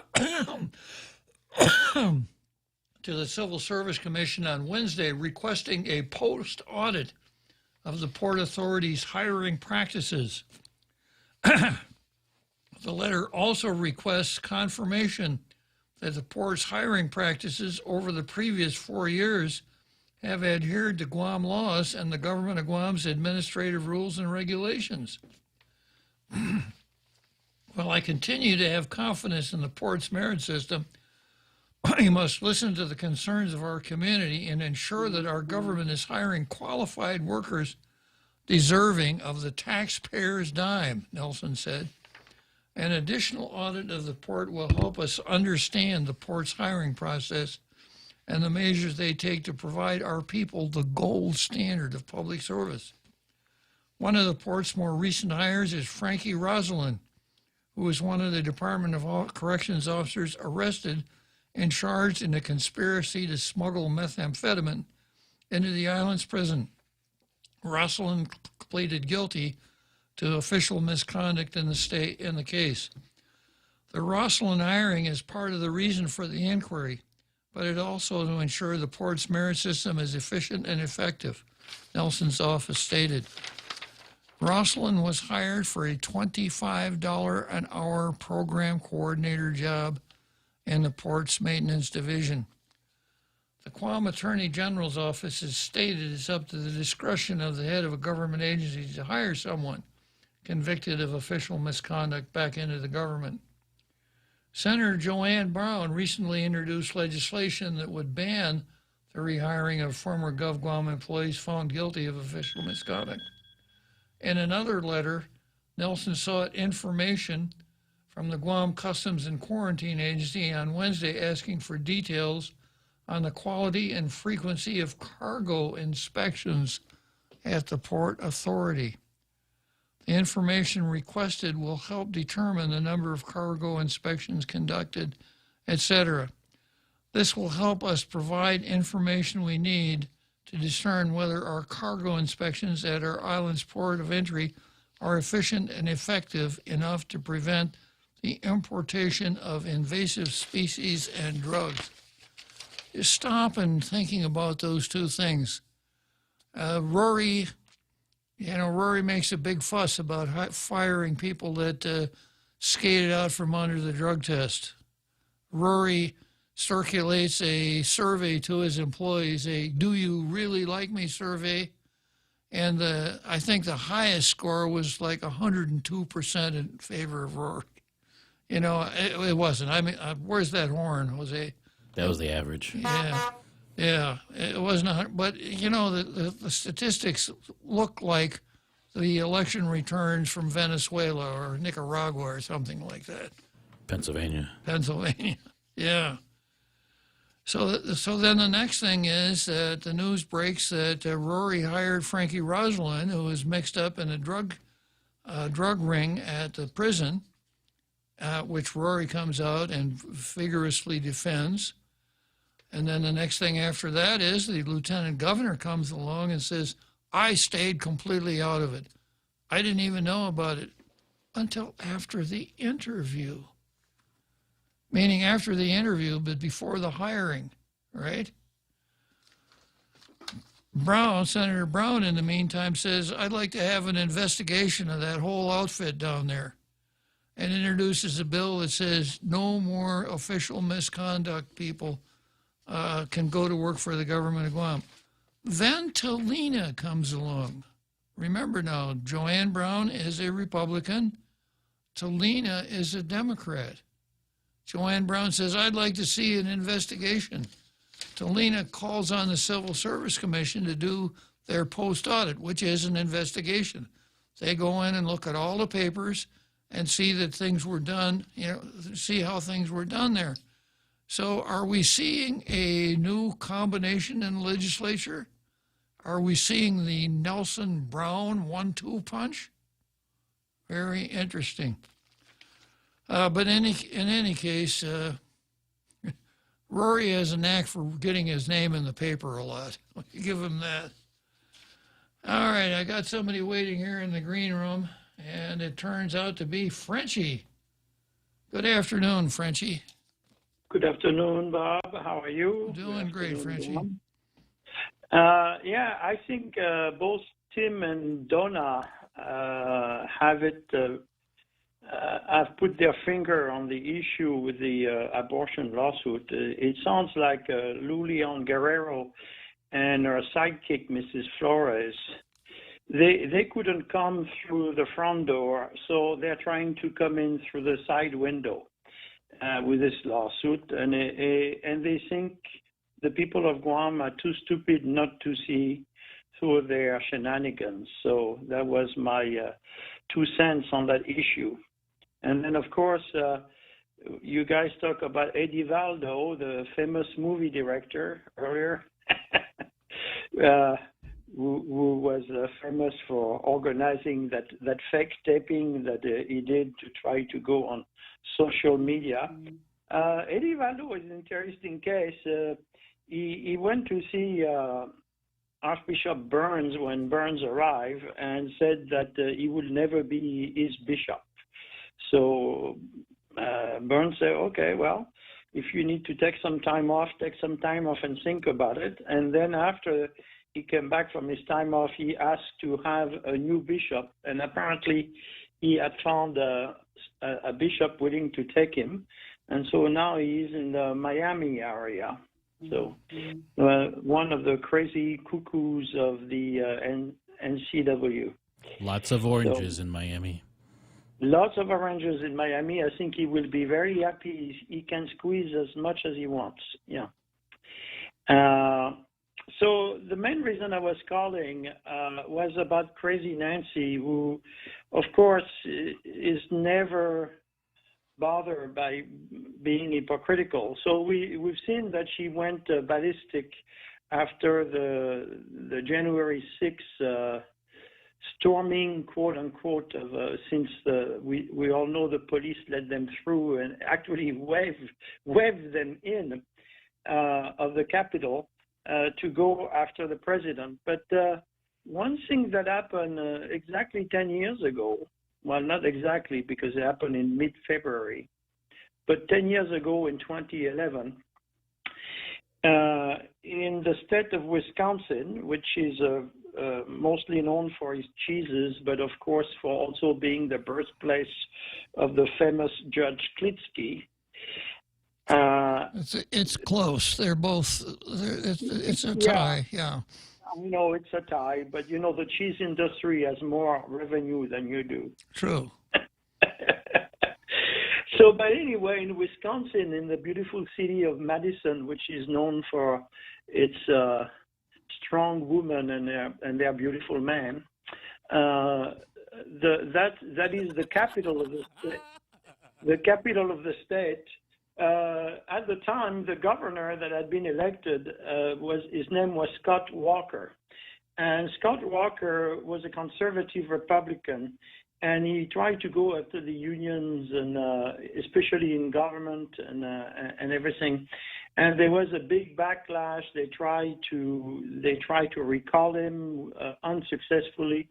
And everything. But what happened in February of 2011 was that a coalition of all the social justice warriors in Madison, and God knows they are there, there's almost as many social justice warriors in Madison as there is some cheese curds. So, you know, Paul Soglin, the former mayor of Madison, once described Madison as 74 square miles surrounded by reality. Yeah, I know you mentioned it once. So what happened is that they actually stormed the state capitol. And the state capitol was in session, senators were in session, and they had to be to take refuge for a while, and the state police had to bring buses through the back door and protect them from the raving crowds to basically go out without being hurt. And then after that, the crowd proceeded to occupy the Capitol for over a month, right? That's right. And I mean, and if there was sedition there, I don't know what it was. But of course, the Democrats were encouraging it because they saw it as an opportunity to get rid of the governor at the time. And Nancy Pelosi at this time tweeted, "I stand with the students and workers of Wisconsin. It is an impressive show of democracy in action." That's our Nancy. Yeah. And 10 years later, she goes out ballistic against the people that were trying to make their voice heard regarding a very, very divisive election and try to make their voice heard about it, and decided to go ballistic the other way. And now those poor people are treated as seditious crowd. And so this is again, and you know, there are so many examples, but this is again a perfect example of the hypocrisy, the weaponizations of what it is. If it's on the left, it's fantastic. It's people fighting for democracy. If it comes from any place else, then it's sedition. So here we are, you know, again, another example. But nothing has happened to any of the people that broke or occupied the Capitol. Nobody was taken to trial or whatever. And Nancy and the rest of the Democratic Party was encouraging those people even while they were still occupying the Capitol, which is an illegal act, right? Correct. So there you go. That was another example that's showing up right now. And then, of course, I'm still watching all the confirmation hearings. And yesterday they confirmed the new Secretary of State, despite the fact that he has a lot of Connaughton in his closets, and that he apparently, according to some of the emails that were found in Hunter Biden's laptop, apparently he was more than a private counselor to Joe Biden on Ukraine, Russia, and China. He was actually actively engaging in solicitation of funds. So once again, the Republicans folded like wet noodles and didn't confront it on this. So here we go. So we keep on watching, and thank you for letting us speak about it. Okay, it's always a pleasure to have you on the air here, Frenchie. Thank you very much for calling in. Yeah, you're welcome. Have a good afternoon. Probably a good time to go to Churchill Downs, don't you think, Jose? Okay, Google. Hey, Siri. Hi, Bixby. Go ahead. I'm listening. Open the Point app. Opening. Live stream, on demand, swap stations. Check out the visual radio. Get the free app available on the App Store and Google Play, or go to thepoint.gu. Introducing the fastest growing virtual kitchen on Guam. Ghost Table is a secret professional food prep and cooking facility set up for delivery-only meals. The menu is a collaboration of Guam chefs with a passion for creating great-tasting food. Choose from the Westside Hawaiian Grinds, 671 Burger, Side Street Tacos and Burritos, and Osaka Stop. Search for Ghost Table on Grab and Grub to check out the menu and to place your order. Satisfaction guaranteed, exclusively with Grab and Grub.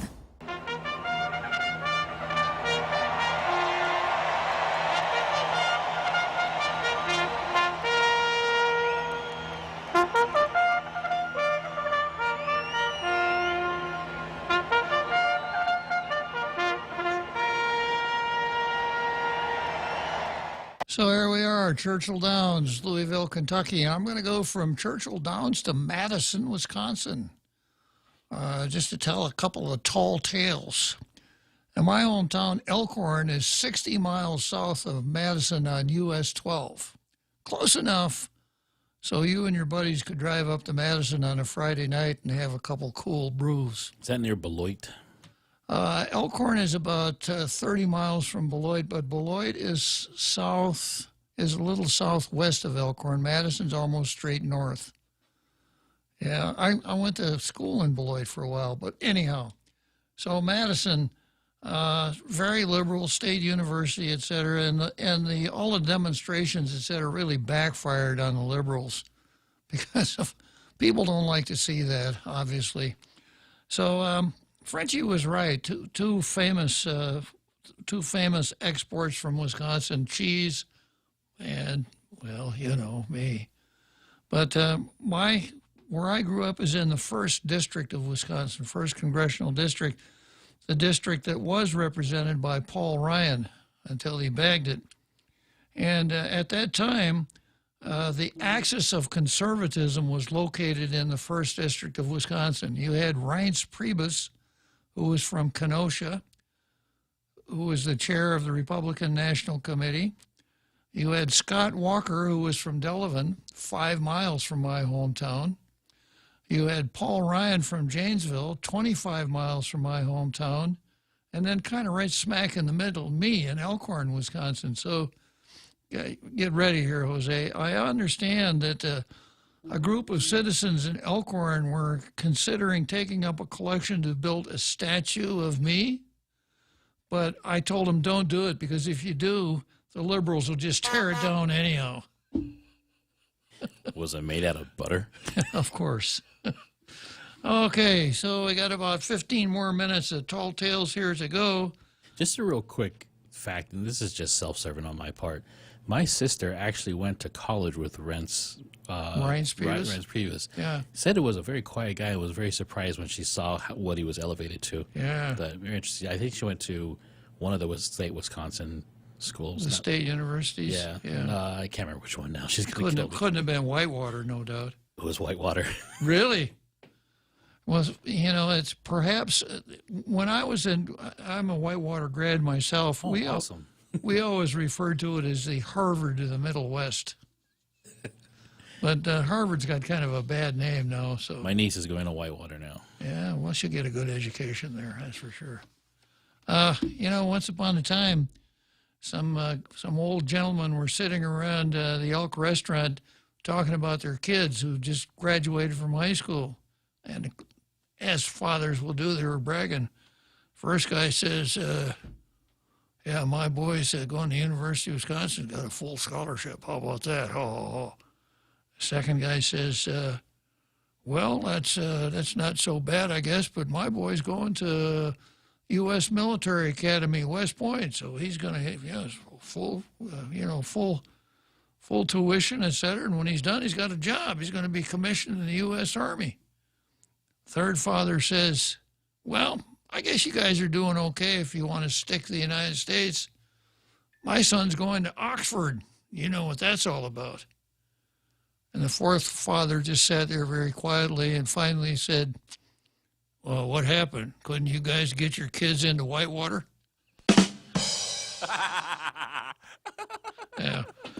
Well, maybe that little joke doesn't travel so well. Maybe it's only good in Wisconsin. It works well in Germantown. Yeah. Okay, so I've been beating up on Joe Biden's attempt to get George Orwell into the U.S. Army, and I'm going to continue that today and wind up the program with it. I've got an article here from PJ Media that I started on, and it's Biden's trans agenda threatens military, science, and women's rights. On Monday, President Joe Biden signed an executive order promoting transgender identity in the military. This represented his latest move to embrace the ideology that an amorphous gender identity supersedes biological sex. His transgender agenda threatens to undermine the military, America's scientific and healthcare establishment, and women's rights. But I got to say this, so far, in a very short time, Biden has, in a very workmanlike manner, set about to create all the conditions that allowed Donald Trump to get elected last time. The faceless bureaucrat in D.C. telling little Johnny where he can go to pee, and all of the transgender stuff, and yeah. Biden's the secret weapon Exactly. for Trump. Yeah, really. In a press release reversing what activists have derided as a former President Donald Trump transgender military ban, the Biden administration claimed that an inclusive force is more effective. Simply put, it's the right thing to do and is in our national interest. Yet the Trump policy, as upheld by the Supreme Court in 2019, does not ban people who identify as transgender. Rather, it's explicitly allowed transgender persons with a history or diagnosis of gender dysphoria to serve in certain circumstances, while it required troops to serve in their biological sex. And then I read this yesterday, I hate this word, it grandfathered in troops who identify as transgender who served under former President Obama. Should never use the word grandfather. That's a relic of the Jim Crow era. That's racist. Everybody out there that's so interested in not being racist, don't use the word grandfather. Unlike Obama's policy and presumably Biden's new policy, the Trump policy did not endorse gender identity over biological sex. While many transgender activists have compared Trump's transgender military ban to the military's previous don't ask, don't tell policy banning members of the military from openly engaging in homosexual activity, one of the key figures in the repeal of don't ask, don't tell explained that the transgender policy is fundamentally different. As one who helped bring the end of the ban on the LGBT military service and DADT, I am offended. Now, this is coming from Miriam Ben Shalom, who more than likely is a woman, right? She says, I am offended that a mental aberration is being compared to being a sexual human being. I'll read that again. I am offended that a mental aberration is being compared to being a sexual human being. Miriam Ben Shalom, the first lesbian to be reinstated into the Army after getting kicked out for her sexuality. The decision not to endorse transgender identity in the military isn't like don't ask, don't tell, Ben Shalom argued. Ben Shalom noted that the military rejects potential recruits for many reasons, and some of the medical reasons may apply to transgender identity. She noted that the pro-transgender group, Human Rights Campaign, admits that 29.9% of females identifying as trans have tried to commit suicide. 41.8% of the non-binary youth have tried to commit suicide, and over half of males identifying as trans have tried. That's terrible. These people need help, Ben Shalom declared, but they don't belong in the military. Who's willing to take a chance and place a gun in the hands of a person who might want to commit suicide? Well, but. Yeah, that's a really good point. She further argued that while a person's sexuality is part and parcel of what makes up that person, transgender identity is malleable. By using talk therapy or just letting so-called transgender kids grow up, studies indicate that up to 94% of these kids will grow out of their transgender identity. Now, boy, I could get canceled for saying that. That is really unorthodox, right? You know, the story about the new mother and father, they said, Bob, can you come to the christening party? And I said, yeah, sure, I'll come. I got to buy a present. Is it a boy or a girl? Oh, we don't know. We'll let them decide when they're 16. Yeah.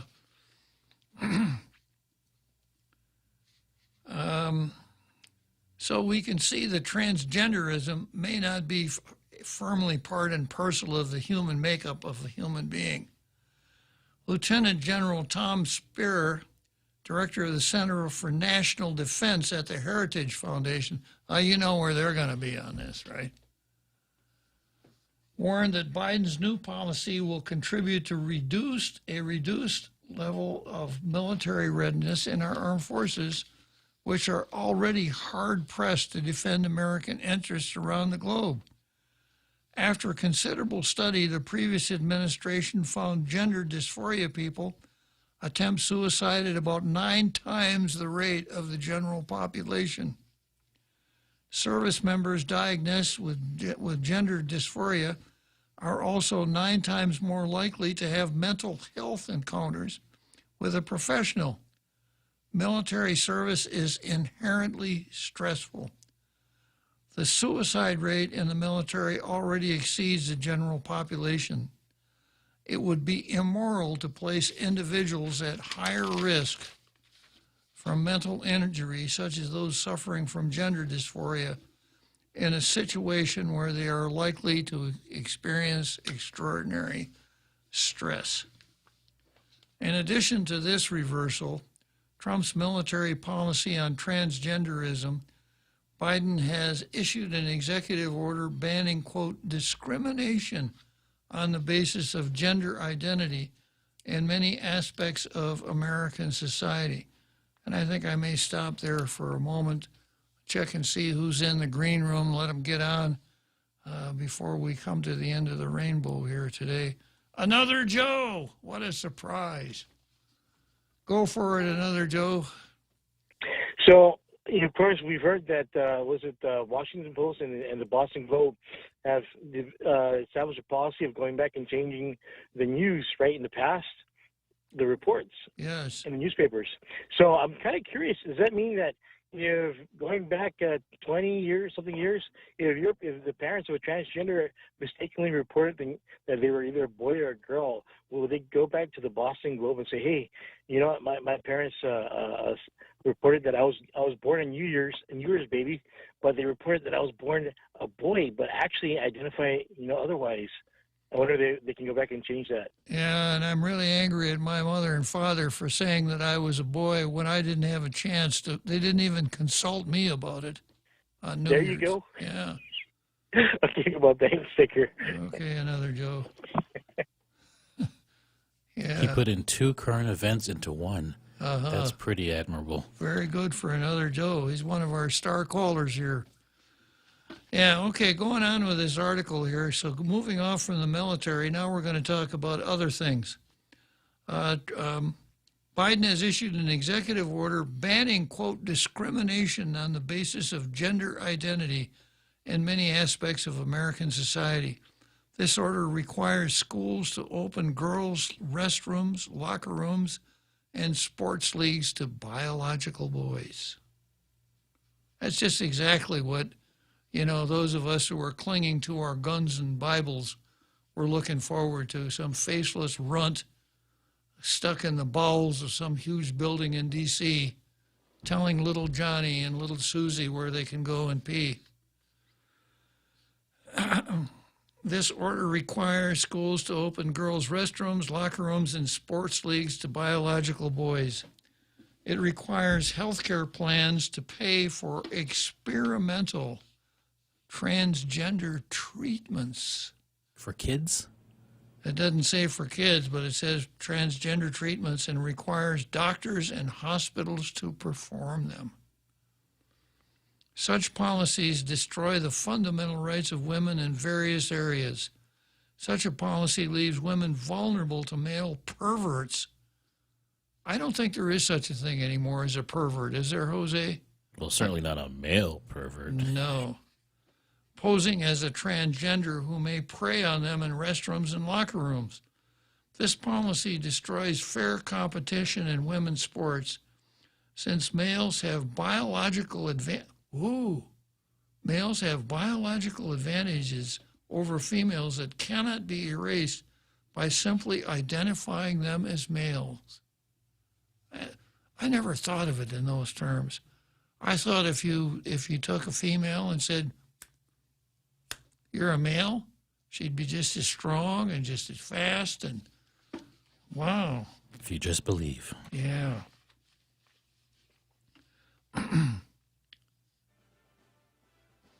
Okay, we'll probably come back to this tomorrow. I'm not going to let Joe off the hook very easily for all this nonsense that he's rushing to in the name of unity, in the name of bringing the people back together. Okay, well, we'll see you tomorrow.